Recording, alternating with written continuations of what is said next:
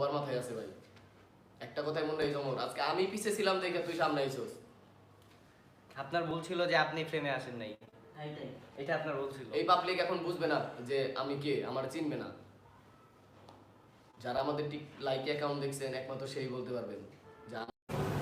সুন্দর, চ্যানেলটা এলোমেলো হয়ে গেল।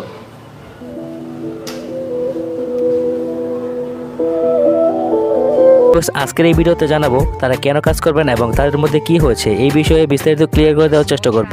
তো গাইস, যারা এখন আমাদের চ্যানেলটিকে সাবস্ক্রাইব করেনি তার নিচ থেকে চ্যানেলটিকে সাবস্ক্রাইব করে বেল আইকনে প্রেস করুন। গাইস, আমাদের দেশে হাতে গোনা কয়েকটি কমেডিয়ান ইউটিউব চ্যানেল রয়েছে, তার মধ্যে অন্যতম হচ্ছে ব্যাড ব্রাদার্স ইউটিউব চ্যানেল। তো গাইস, তাদের কোয়ালিটিফুল ভিডিও এবং তাদের অস্থির ফানি কিছু শায়েরির মাধ্যমে তারা সবার মনে জায়গা করে নিয়েছেন এই সোশ্যাল মিডিয়াগুলোতে এবং তারা খুব অল্প সময়ে অলমোস্ট 2 মিলিয়ন সাবস্ক্রাইবারের মাইলস্টোন কমপ্লিট করেছেন।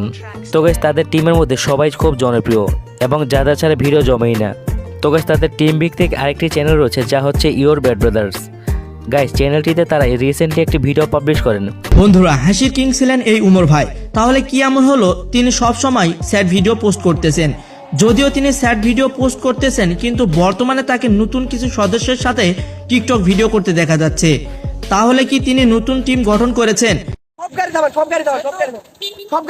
গাড়ি যাবান ভাই, আপনাদের কাছে অনুরোধ, আমরা কোনো বাউলা বাউলি করুম না, আমরা কোনো কাউরা করে করুম না, যাতে মানুষের কোনো প্রবলেম না হয়, আমাদের কোনো প্রবলেম না হয়। সুন্দরভাবে রাস্তার এক সাইডে দিয়ে 40-এ 30-এ এটাই না যাবো।